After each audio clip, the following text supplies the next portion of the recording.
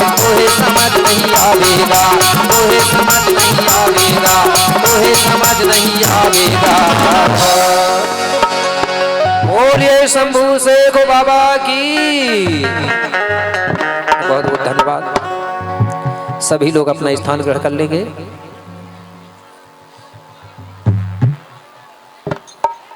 सभी लोग बैठ जाएंगे, शांति बनाएंगे, जिससे कि मैं अपने कार्य को आगे की ओर गति दे सकूं। धन्यवाद। आगे क्या हुआ?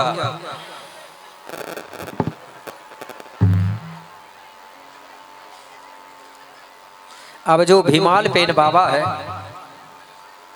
वो गांव से बाहर निकल गया और जो दोनों बहनें हैं वो अपने अपने ठाना बाना में रुक गई। ठीक है, अब भीमाल पेन अकेला बचा। अब करता क्या है भीमाल पेन? ध्यान देंगे, शांति बना के, क्योंकि समय होते जा रहा है, 1:15 बज चुके हैं, 2 बजे तक करना है। ठीक है, तो आगे भीमाल पेन बाबा गिरोलागढ़ भी नहीं गया और लांजीगढ़ भी नहीं गया, कहीं नहीं गया। गया कहाँ? ये भीमाल पेन गांव गांव में जाके पूरे गुंडवाना भुइया में भ्रमण कर करके ये भीमाल पेन क्या करने लगा? हर गांव में जा जा के एक व्यायामशाला खोलने लगा। व्यायामशाला मतलब कैसे? मेहनत करने के लिए, व्यायाम करने के लिए एक स्थान बनाने लगा हर गांव में जा जाके। हर गांव के 12 नौजवान लड़कों को बुलाता था। हर गांव से कितने कितने लड़कों की समिति बनाया उसने? 12-12 लड़कों की समिति बनाया था, लड़कों की, नौजवान साथियों की। तो उन्हीं 12 लड़कों को वो गांव के बाहर अच्छा मैदान देखता था और 12 लड़कों को वहां बुलाया और वहीं पर एक झंडा गड़ाया, एक झंडा गाड़ता था और उसी झंडा के किनारे में बढ़िया गोल गोल ऐसे पत्थर रखता था, इतना बड़ा फिर इतना बड़ा फिर इतना, तो 12 पत्थर रखता था 12 लड़कों के नाम से। कितने पत्थर? 12 गोल पत्थर होते थे और वहीं एक झंडा।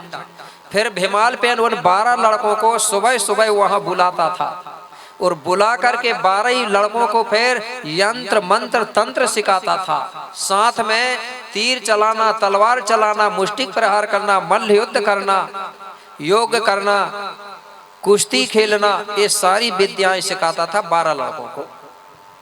इस प्रकार से उसने सिखाया और सिखाने के बाद कहने लगा, बेटा तुम 12 ही लोग ये व्यायामशाला को चलाना, ये स्थान बना दे रहा हूं मैं और मैं अब दूसरे गांव जा रहा हूं। आने वाली जो पीछे की पीढ़ी है उनको भी तुम सिखाते रहना, तुम्हारे बाद में जो भी लोग आएंगे उनको भी सिखाते रहना। इस प्रकार से भीमाल पेन आगे के गांव चला गया। अब जो 12 लड़के थे गांव के, वो प्रतिदिन वहां जाते थे और दूसरे लोगों को वो सिखाने का काम करने लगे। तो भीमाल पेन ने जिस जगह पे झंडा गड़ाया था उस जगह को वे 12 लड़का बोलते थे भीमाल पेन ठाना, क्योंकि भीमाल पेन ने वो स्थान बनाया था। मतलब भीमाल पेन ठाना का मतलब भीमाल पेन के द्वारा बनाया हुआ स्थान। ऐसा करके भीमाल पेन ने एक गांव में नहीं, गोंडवाना धरती में जितने भी गांव है मेरे भाई, हर गांव में ये स्थान बना दिया भीमाल ठाना, भीमाल ठाना। उसी भीमाल पेन ठाना को फिर हम लोग आगे चल के बोलने लगे थे महावीर का स्थान। कुछ जगह उसको महावीर का स्थान नहीं बोलते तो उसको बोलने लगे अखाड़ा, कहीं अखाड़ा भी बोलते हैं।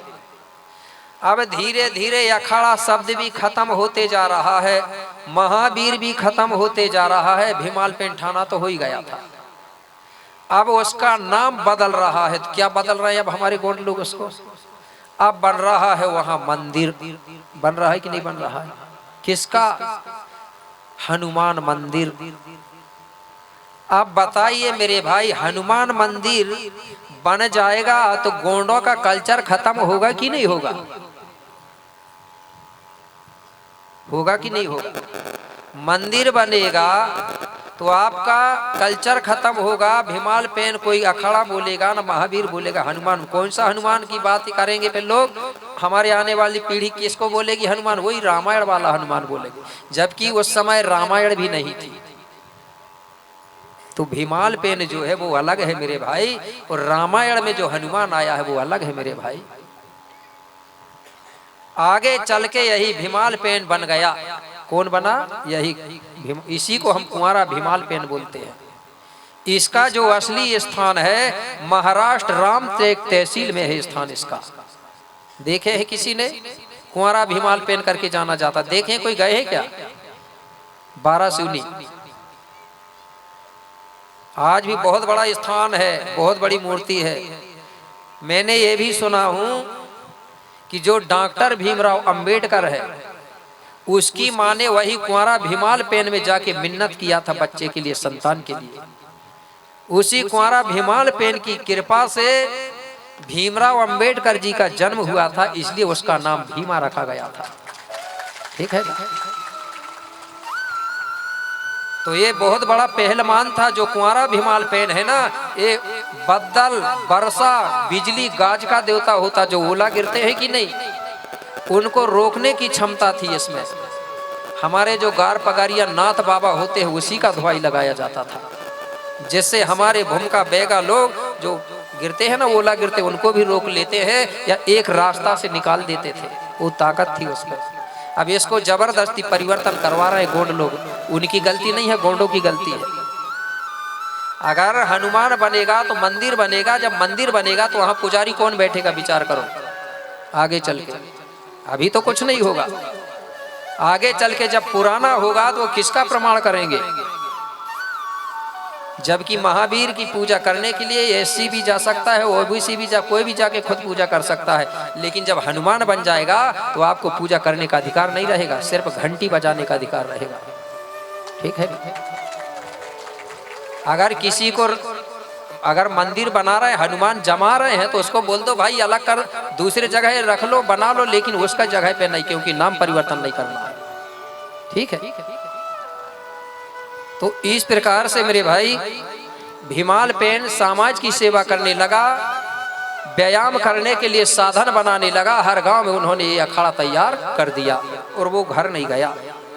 अब भूरा भगत और कोतिमा को पता चल गया कि हमारा बेटा भीमाल पेन समाज की सेवा कर रहा है और हमारी याद भूल गया, क्या करें? घर में 6 भाई बचे हुए थे। कितने भाई बचे हुए थे? 6। कोतिमा के यहाँ 6 बच्चे थे कि नहीं?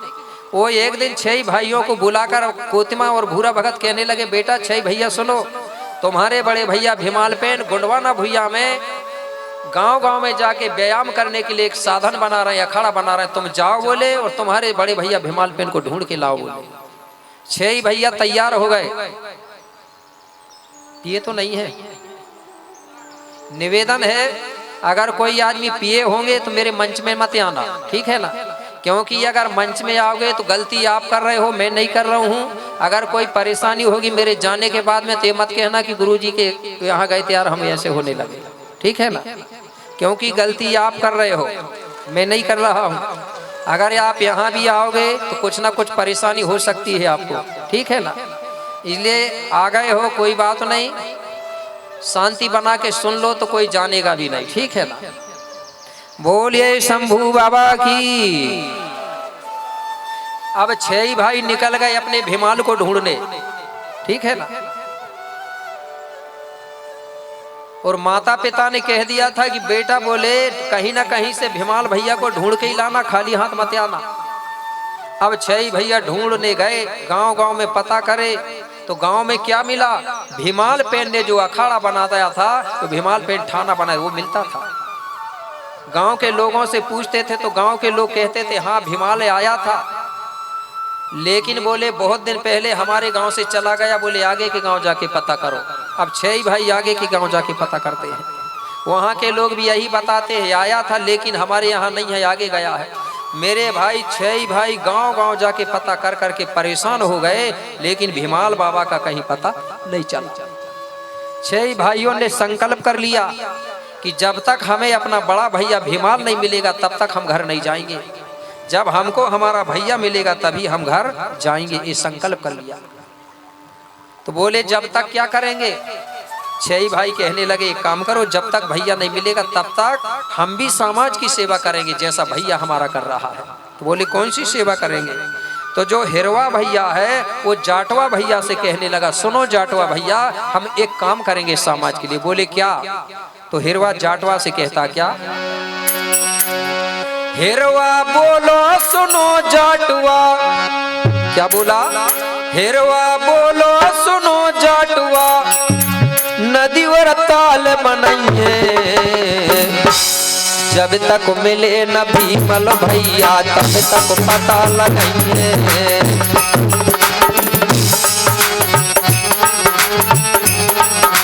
जब तक मिले न भीमल भैया तब तक पता लगाइए, तब तक पता लगाइए। क्या बोले?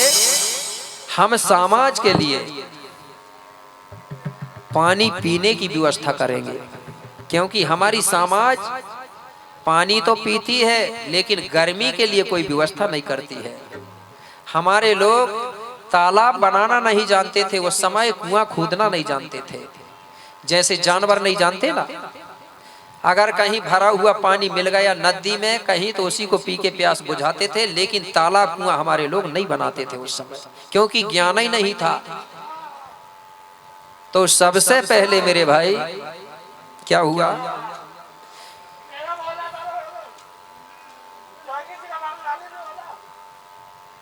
क्या हो गया?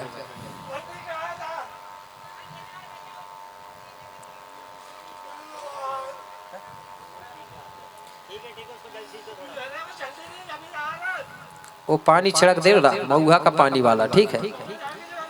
हाँ देख लिए भाई, अब दारू पी के कोई नहीं आना, नहीं तो तुम जानो, ठीक है। हाँ शांति बनाएंगे। बोलिए शंभो शेख बाबा की। हाँ ध्यान देंगे, क्या है समय होते भी जा रहा है। तो सबसे पहले यही हिरवा और जाटवा ने, हाँ देवता देवी से निवेदन है थोड़ा शांति बनाएंगे, क्योंकि समय खराब हो रहा है, इसलिए जैसा भी हो गया चलो ठीक है, गलती भी होती है अच्छाइयाँ भी होती हैं, लेकिन समय को ध्यान देंगे हम लोग। इसलिए देवराज भी है तो उससे भी कह रहे हैं कि भाई शांति बनाए, ठीक है ना, क्योंकि आप बड़े हो, सबकी क्षमा करना ही पड़ेगा, ठीक है ना। तो बोलिए बूढ़ा देव की। हाँ तो सबसे पहले हमारे गोडवाना में कुआं बनाने का काम, तालाब खोदने का काम यही हिरवा और जाटवा ने प्रारंभ करवाया, ठीक है। तो इस प्रकार से काम में लग गए। अब 4 भाई और बचे। कितने भाई बचे? 4। तो जो केशवा है वो बानवा से कहने लगा, केशवा बोलो सुनो बानवा, खेत खलियानों में रही हैं और जब तक मिले ना भीमल भैया तब तक पता लगाई है। उस समय हमारे गोंडियन लोग खेती किसानी नहीं करते थे, जंगलों में पहाड़ों में रहते थे, कंदमूल खल खाते थे, जानवरों को मार के उनकी मांस भी खाते थे, और उनका जो चर्म होता था, चमड़ा होता था, उससे अपने शरीर में ढकते थे, तन बचाते थे। उस समय ये थोड़ी जानते थे हमारे गोंड लोग कि हम मांस खाएंगे तो स्वर्ग जाएंगे कि नरक जाएंगे। जंगलों में रहते थे, उस समय कोई जानते ही नहीं था। यही कारण है कि हमारे बाबा शंभू भोलेनाथ बाघंबर लपेटते हैं। कपड़ा होते तो काय को लपेटता? वो सबसे पुराना आदमी शंभू है, आदि मानव। और जिन भगवानों के कपड़ा है, मुकुट है, समझ जाओ जब कपड़ा आविष्कार हुआ होगा तब इनका पैदा हुआ होगा, ठीक है कि नहीं। सबसे पुराना है शंभू, जिस समय कपड़े भी नहीं हुए थे उस समय का। तो इन्होंने सबसे पहले क्या किया, हमारे लोगों को खेती किसानी करने को सिखाने लगे गांव गांव में जाके, कि हल कैसे चलाना है, बीज कैसे बोना है, अन्न पैदा कैसे करना है। यही केशवा और बानवा ने हमको खेती किसानी करने को सिखाया, तब हम लोग खेती किसानी चालू किए। अब 2 भाई और बच्चे, भाजवा और मुकेशा। भाजवा बोलो सुनो मुकेशा, गांव गली में रही हैं और जब तक मिले ना भीमल भैया तब तक पता लगाई हैं। तो भाजवा और मुकेशा क्या करने लगे, एक गांव बना के, गांव बसा के रहने के लिए सिखाया हमको। इसके पहले हम गांव बसा के नहीं रहते थे, कोई का घर उधर है तो कोई इधर है, तितर बितर रहते थे। तो इन्होंने कहा कि बोले अलग अलग मत रहो, समूह बना के रहो, गांव बसा के रहो। तो इन्होंने गांव बसाने का काम किया और एक गांव से दूसरे गांव को जोड़ने के लिए रास्ता और रोड बनाने का काम किया। इस प्रकार से ये समाज की सेवा करते रहे। सेवा करते करते आगे चल के क्या हुआ, सेवा करने के कारण आगे चल के जब ये बेन रूप से पेन रूप हुए तो गांव के लोगों ने, हमारे गुंडवाना के लोगों ने कहा कि ये समाज की सेवा करते थे, इसलिए इनको गांव गांव में स्थापित कर दो, इनको देवता के रूप में इनकी पूजा पाठ करो। तो हमारे गुंडवाना के लोगों ने इनको अपने अपने गांव में स्थान दिया, इनको देवता बनाया पूजा पाठ करने के लिए। तो ये कौन से देवता बने फिर? जो हिरवा और जाटवा है मेरे भाई, हिरवा जाटवा आगे चल करके कुआं बांध पनघट के देवता बने, जिनको हर क्षेत्र में अलग अलग नाम से जानते हैं। कोई बोलता है पनघट बारे, कोई बोलता है सिद्ध बाबा, बोलते हैं कि नहीं, सिद्ध बाबा पनघट बारे। तो ये इन्होंने ये काम किया तो ये देवता बने। अब जो केशवा है और बानवा है, जितनी भी देवियां आ रही हैं, देवता आ रहा है, सबसे निवेदन है कि अगर आप आपके कार्यक्रम में विघ्न डालोगे तो कार्यक्रम कैसे सफल होगा, क्योंकि आप जब आते हैं तो सब लोग आपको ही देखते रहते हैं। ठीक, अगर नाचना है तो समय समय पे नाचना चाहिए ना देवतन के, जब सुमरनी करेंगे तब नाचना चाहिए। ऐसे में तो ऐसा लगेगा कि भाई जब देवतन ही को ज्ञान नहीं है तो हमको कितना ज्ञान होगा। ठीक, अब हो गया, ठीक है, शांति बनाओ, ठीक है, निकाल दिए, सब हो गया, चलो ठीक है। और जब खेरोदाई में या बूढ़ा देव में दारू छिटका जब नहीं आएगा, फिर भूमिका के है दारू मांग रही है। हाँ, निकाल दिए, क्या है, डिस्टर्ब हो रहा है ना, समय खराब हो रहा है। तो इस प्रकार से जो केशवा और बानवा है, वो हिरवा और जाटवा है, वो पनघट के देवता बने। और जो केशवा बानवा है, इनने हमको खेती किसानी का काम सिखाया था, इसलिए एक केशवा और बानवा को हम खेती बाड़ी के देवता मानते हैं। क्या नाम से जानते हैं? पाठ देव पाठ बाबा करके मानते होंगे। खेत मानते हैं कि नहीं मानते? जब खेती किसानी चालू करते होंगे तो नारियल प्रसाद फोड़ते होंगे, फसल जब काटना चालू करते होंगे तो प्रसाद फोड़ते होंगे। ये कौन से देवता, याद रखना, केशवा और बानवा है, इनकी पूजा होना चाहिए हमारी खेत में। इसके बाद में जो भाजवा और मुकेशा है, इन्होंने गांव बसाने का काम किया था, तो इनको हम खीला मुठुआ और ठाकुर देव के नाम पे पूछते हैं। जानते हैं ठाकुर देव? हाथ उठाना, कौन कौन जानता है ठाकुर देव? ठाकुर देव जब बिदरी गोंगो होती है ना, गांव में गांव बनता है, मेंढा बांधना बोलते हैं, उसका ये ठाकुर देवता मुख्य देवता होता, मुख्य देवता है।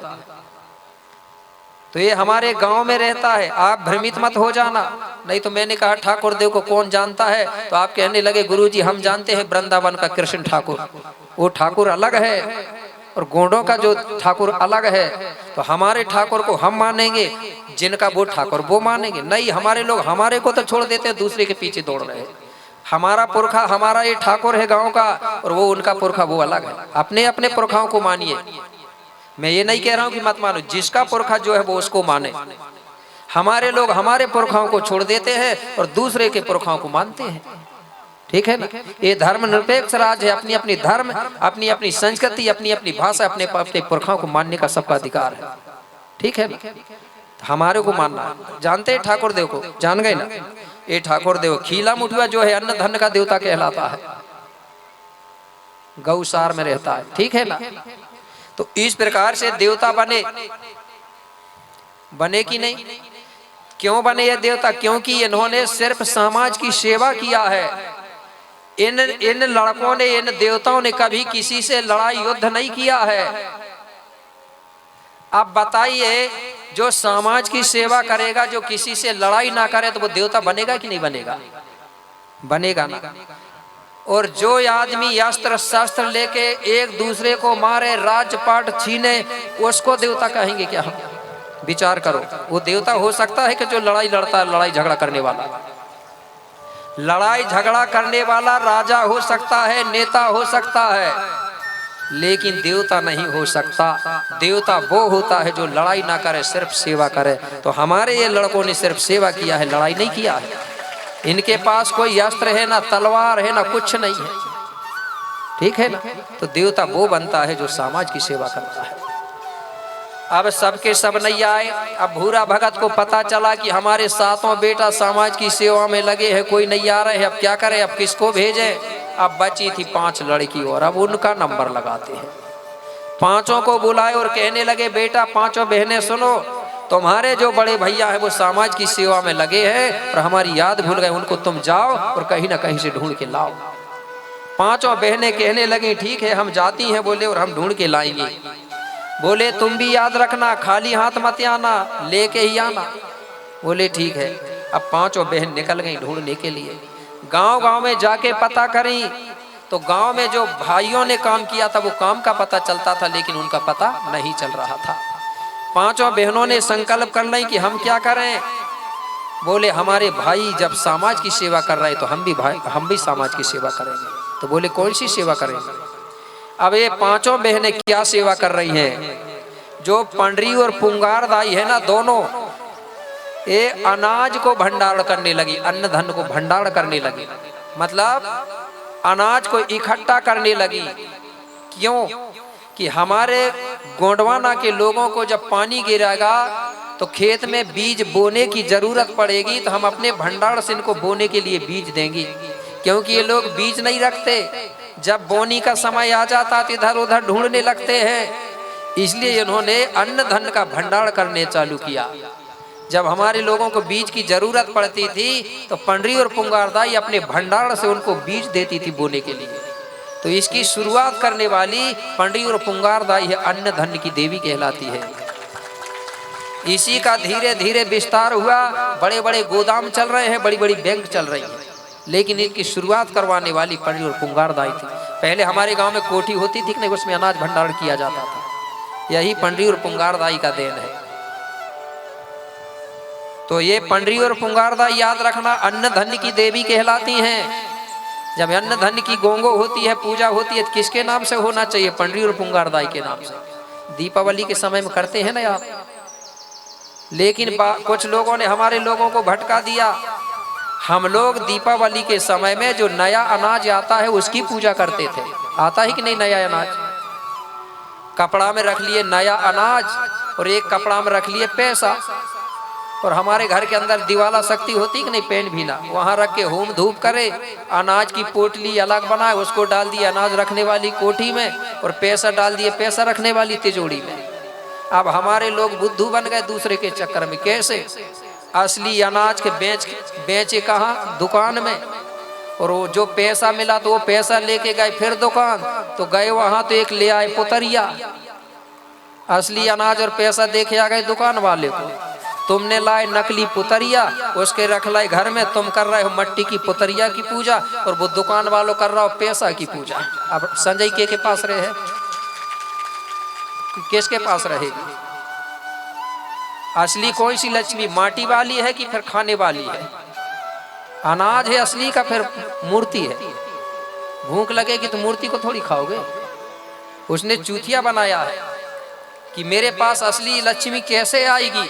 उसने दिमाग लगाया कि यहाँ के SC ST OBC तो भोले भाले हैं ही, इसलिए असली पैसा इनसे लूंगा और मैं इसकी पूजा करूंगा, उनको पुतरिया की करवाऊंगा। कान टूट जाएगा, हाथ टूट जाएगा, पूंछ टूट जाएगा, घर के ऊपर पड़ी गई, पड़ी है कि नहीं पड़ी घर के पीछे। तो असली लक्ष्मी कौन सी पहले जानो उसके बाद मानो। मैं ये नहीं कह रहा हूँ कि लक्ष्मी जी को मत मानो, पहले उसको जानिए कि असली कौन सी, असली को मानना है, नकली को नहीं मानना है। ठीक है ना। तो मेरे भाई ये आगे चल करके अन्न धन की देवी बनी। तीसरा नंबर की है मुंगुरदाई। मुंगुरदाई जो है वो मेड़ों की देवी कहलाती है। मेड़ो मतलब जब हमारी बारात लगती है कि नहीं, जब बाराती लोग जाते हैं तो भूमिका या बेगा होता है। जब गांव के अंदर घुसने लगते हैं तो मेड़ में एक स्थान होता, वहां भूमिका रोकता बारात को। भूमिका कहता है मेड़ों की दाई से, है कि मेड़ों की मिड़वैया दाई, हमारी बारात दूल्हा जा रहा है, हमारे दूल्हा और बारातियों को कुछ नहीं होना चाहिए, हम एक नारियल प्रसाद तुझे चढ़ाएंगे, सही सलामत आएंगे। तो ये मिन्नत करता है वहां। ठीक है, तो ये मेड़ों की दाई कहलाई। इसके बाद में कुशारदाई। कुशारदाई जो है पनघट की देवी कहलाती है। जिसको भूमिका बैगा लोग नाम नहीं लेते, उसको पनघट की पनहारन दाई के रूप में पूछते हैं। पूछते हैं कि नहीं पूछते हैं।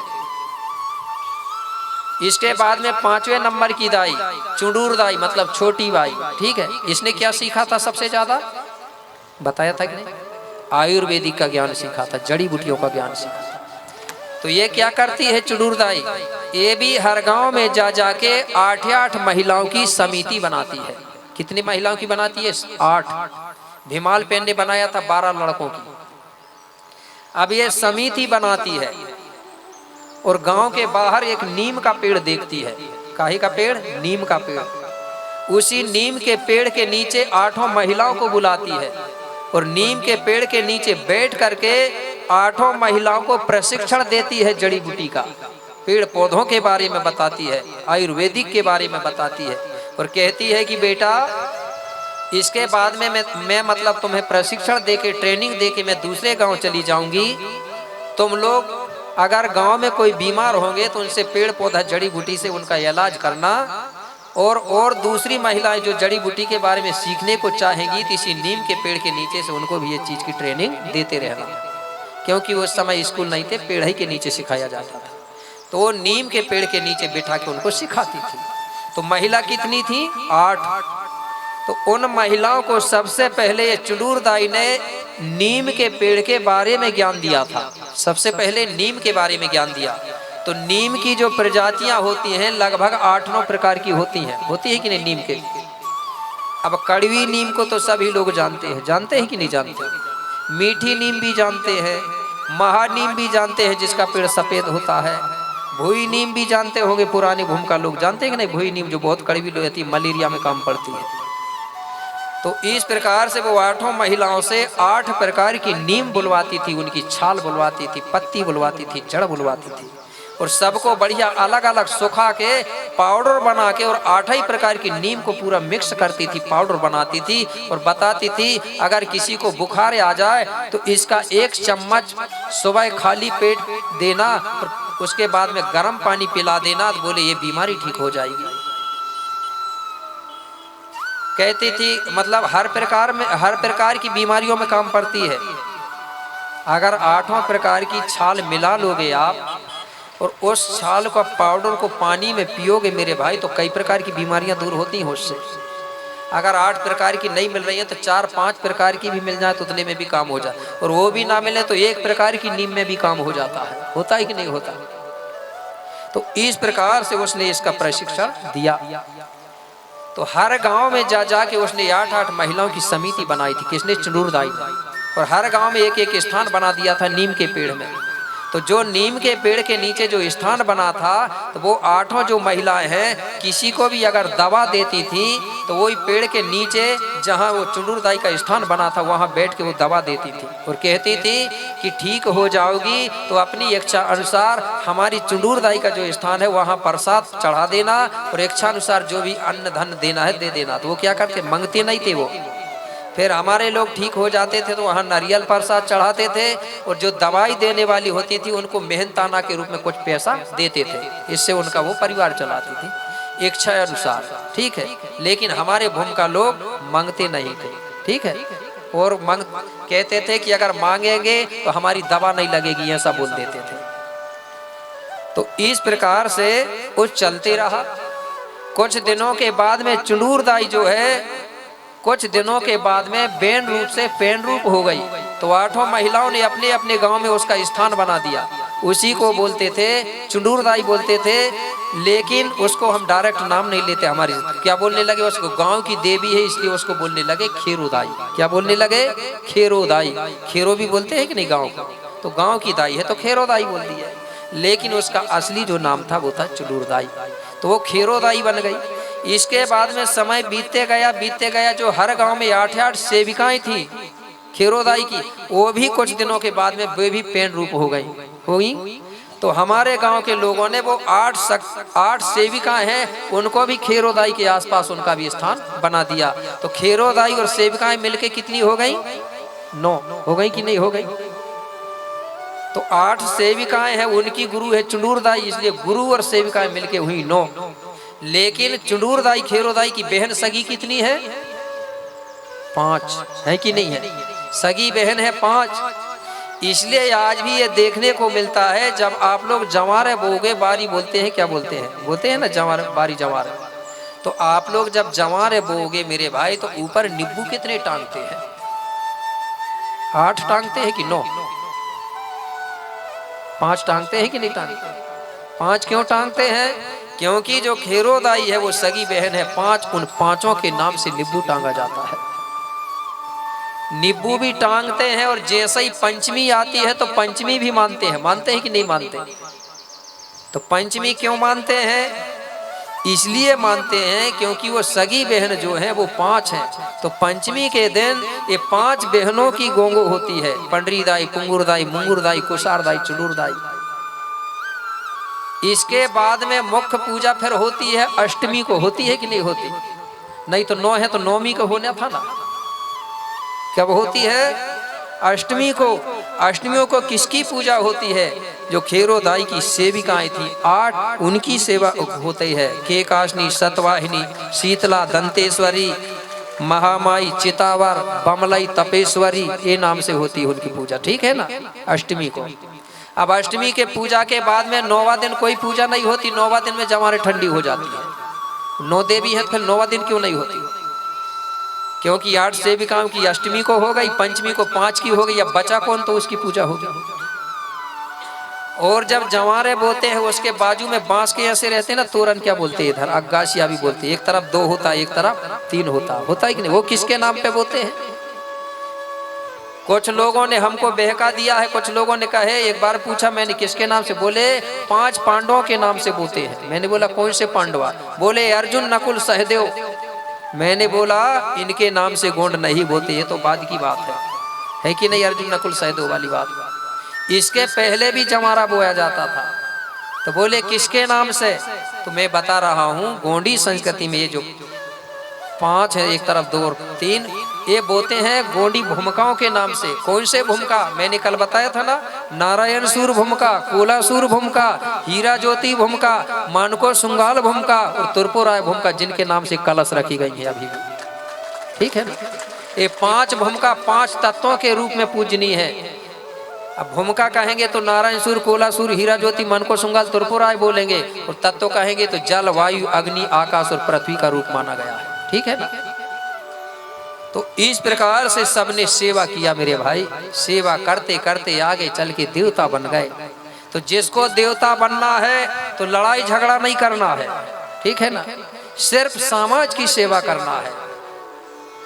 तो जो सेवा करता है वो देवता बनता है, जो लड़ाई करता है वो राजा और नेता बनता है। ठीक। अब हमारे लोग भगवान देवता किसको मार रहे? जिनने दनादन एक दूसरे को मारे उसको मारे। वो मेरे भाई वो राजा थे, राज के लिए लड़े हैं लोगों ने। ठीक है? लड़े हैं कि नहीं लड़े हैं? भगवान को क्या मतलब भाई किसको मारना? वो अपना अपना कर्म का फल खुद भोगेगा।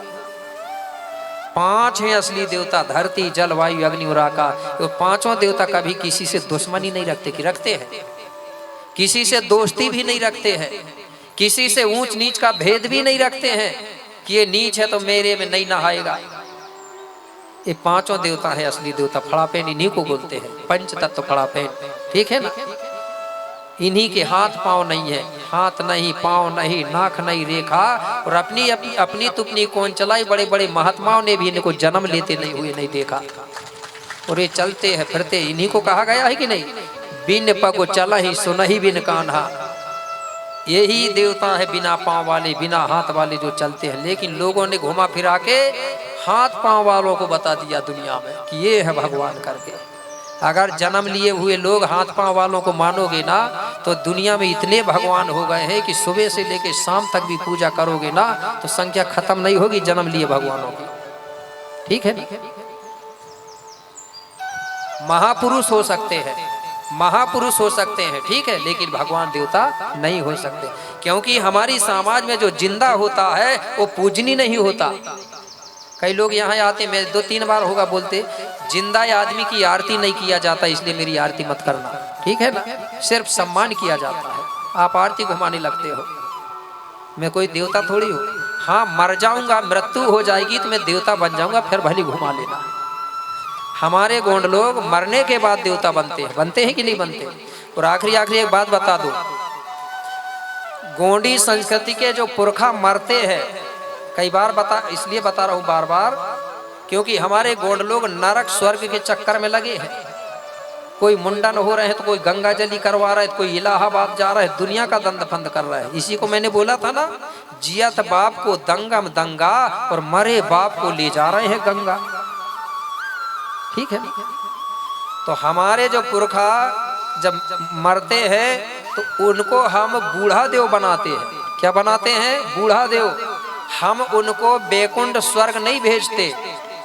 अगर हम बैकुंठ स्वर्ग भेज देंगे तो इधर बूढ़ा देव नहीं रहेगा, तो फिर हम पूजा पाठ किसकी करेंगे? जो लोग देव नहीं बनाते, बूढ़ा देव नहीं बनाते, वो लोग जला देते हैं और स्वर्ग बैकुंठ पहुंचा देते हैं। इसलिए जलाने वाले के देवता यहाँ नहीं है क्या? किसी के बताओ। जो चीज जल जाती है उसका अस्तित्व खत्म हो जाता है, ठीक है ना? उसका अस्तित्व खत्म हो जाता है। हमारी संस्कृति के बड़े बड़े दादाजी हैं, धूनी वाले हैं, खंडवा वाले हो, आंचल कुंड वाले हो, जितने भी दादा लोग हैं उनको जलाया नहीं गया है, क्योंकि उनकी पूजा करना है, उनको देव के रूप में मानना है, इसलिए उनको जलाया नहीं गया। अगर जला देते तो फिर पूजा नहीं करते। कि जलाए है बताओ आप लोग। ये जलाना कहाँ से चालू हुआ, क्या हुआ? एक देखा देखी में लोग चल रहे हैं, किसने जलाया किसने क्या किया पता ही नहीं है ठीक से। तो हमारी संस्कृति में जलाया नहीं जाता, याद रखना। तो मेरे भाई हमारी जो गाथा है वो यहीं पर संपन्न होती है। लेकिन चलते चलते मैं आपको 3 बात बता दे रहा हूँ, ठीक है ना? याद रखना। अगर ये 3 बातों को याद रख लिया और अपने जीवन में उतार लिया तो मैं समझ जाऊंगा ये कार्यक्रम सफल हो गया। और अगर इनमें से एक चीज भी नहीं माने तो मतलब आपने मनोरंजन कर लिया, इधर से सुन के और इधर से निकाल दिया। क्या? शिक्षा, संस्कृति और व्यापार, ये 3 चीज याद रखना। होने को तो बहुत सी चीज है, लेकिन मुख्य चीज कौन सी है? शिक्षा, संस्कृति, व्यापार। ये 3 चीज अगर आपके पास नहीं होगी तो आपका पूरा जीवन जाएगा बेकार। सबसे पहले हम समस्त लोगों को ये सोचना है कि हमारे बेटा बेटी टूरा टूरियों को हम अच्छी शिक्षा दिलाएंगे, अच्छे पढ़ाएंगे, संकल्प कर लो, ठीक है ना? जब तक पढ़ाओगे नहीं तब तक आपके बच्चे आगे बढ़ेंगे नहीं। भीमराव अंबेडकर जी बोलते थे शिक्षा वो शेरनी का दूध है, जो पिएगा वो दहाड़ेगा और जो नहीं पिएगा वो जानवर जैसे हुआ हुआ चिल्लाएगा। सुने कि नहीं? एक चिल्लाता रात में, वही हाल होते हैं। अब शिक्षा कर लिया या आपने पढ़ा लिया, अच्छी शिक्षा दिलवा दिया, शिक्षा के साथ साथ मेरे भाई आपको अपने बेटा को अपनी संस्कृति, अपने संस्कार सिखाना पड़ेगा। क्यों? अगर आपने अच्छा पढ़ा लिया, अच्छी बड़ी ड्यूटी में पहुंचा दिया, अगर तुम्हारे बेटा के पास संस्कार नहीं होंगे, संस्कृति नहीं होगी, तो माँ बाप का कभी सम्मान नहीं करेंगे। बुढ़ा होने के बाद माँ बाप को निकाल देंगे घर से, भली कितनी बड़ी पदवी में चले जाए। तो पूरी पढ़ाई बेकार हो जाएगी कि नहीं हो जाएगी? हो जाएगी कि नहीं होगी? इसलिए संस्कार भी बहुत जरूरी है, ठीक है ना? जब संस्कार हो जाए, आखिरी में है व्यापार। अब आपके पास संस्कार भी है, शिक्षा भी है, आपका गृहस्थ चलाने के लिए, परिवार चलाने के लिए क्या चाहिए? क्या चाहिए? हमारे पास में धन दौलत पैसा होना चाहिए कि नहीं होना चाहिए? कैसे आएगा? जब आपके पास खेती किसानी के साथ साथ धंधा व्यापार होगा तब आपका परिवार चलेगा। कि ऐसे ही चल जाएगा? किसानी के साथ अगर तुम्हारे पास पैसा है तो तुम्हारी किसानी अच्छी रहेगी, और तुम्हारे पास धंधा व्यापार नहीं है, पैसा नहीं है, तो तुम किसानी करोगे ना, अनाज आएगा उसी को बेचोगे, फिर वही करते रहोगे। इसलिए हमारे पास में कुछ ना कुछ धंधा व्यापार से कहीं ना कहीं से थोड़ा बहुत पैसा आना बहुत जरूरी है, ठीक है ना? ठीक है, तो याद रखना। अब बता दूं अंतिम में भाई, सब कुछ बता दिया पेन पुरखाओं का सुमरन के बारे में।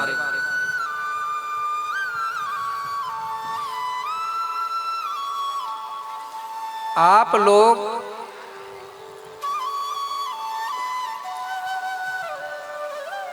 ध्यान दे रहे हैं ना? रोज भी पूजा नहीं कर पाते हैं, कोई बात नहीं, दीपक जला रहे हैं, ठीक है रोज, ठीक है ना? आप हमारी संस्कृति में जो रविवार का दिन होता है, जिसको गोंडी में पूर्वा नेट बोलते हैं, ये हमारे लिए बहुत बड़ा दिन माना जाता है, ठीक है ना? कौन सा दिन? रविवार। आज भी मंडला क्षेत्र में, मंडलागढ़ में कार्यक्रम होते हैं, देखता हूँ रविवार के दिन वो लोग हल बखर नहीं चलाते कुछ क्षेत्र में। उस दिन हमारे गोंडियन लोग किसी को भी दूध दही मही नहीं देते थे, मट्ठा। ठीक है, ये हमारे लिए बहुत बड़ा दिन माना जाता है। ये रविवार का दिन है, तो हमको करना क्या है? रविवार के दिन अगर कोई महिला है घर में, परिवार में कोई मुखिया है या बहू है, जो भी हो, जो रविवार के दिन जल्दी उठ करके हमारा जो पेन भीना होता है, जानते हैं ना, पेन भीना दिवाला शक्ति घर के अंदर चबूतरा होता है, वहाँ एक दीपक जलाना है। रविवार के दिन सुबह जल्दी, दिन निकलने के बाद भी जला सकते, लेकिन सूर्य का जो किरण है वो रंग पीला होना चाहिए, उस समय जल जाना चाहिए। दिन निकलने के 1 घंटा पहले से लेके 1 घंटा या आधा घंटा बाद तक भी जला सकते हो। ठीक है, दीपक जलाने के बाद बढ़िया पानी डालो, ऐसा दाएं से बाएं, पानी छिड़कने के बाद अपने हाथ में लेना हल्दी, चावल, बेलपत्ती, महुआ फूल। ठीक है, इतना ही। और मिन्नत करना हमारे पुरखाओं से कि हे पुरखा शक्ति, बूढ़ा देव, बूढ़ी दाई, कुलदेव, कुलदेवी, हम आपसे मिन्नत करते हैं कि हमारे घर में संजय बरकत बढ़े, हमारे बेटा बेटी अच्छे पढ़े, हमारा परिवार अच्छा रहे, ऐसा करके